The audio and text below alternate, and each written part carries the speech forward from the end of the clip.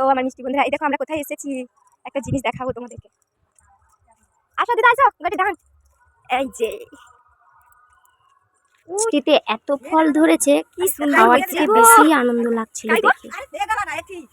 হ্যাঁ, মা, এ তো অনেক উঁচুতে আছে গো। কিরকম পারবো? দেখো এগুলাকে কি ফুল বলে? সিলাকি, সিলাকু।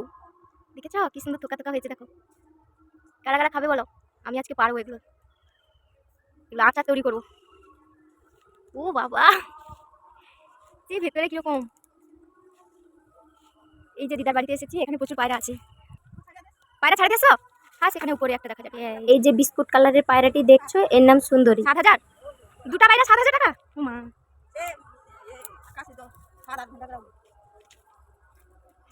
হ্যাঁ পারা বড় বড় দেখে গেলা। হলুদ হয়েছে, হলুদ হলে ভালো, একটু মিষ্টি। আমি যে ইয়ে করবো, টক যদি রান্না করি তো করবো, না হলে আচার তৈরি করবো। হ্যাঁ, সব ঘুরিব কোট, পুরো ফুলের বৃষ্টি ওঠে।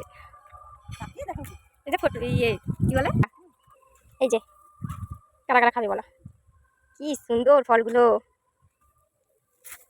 কারা কারা খাবে বলো? দেখেছো টাটকা টাটকা। ছেলেকে স্কুলে ছেড়ে দিয়ে আমি একটু না দিদার কাছ থেকে আসি।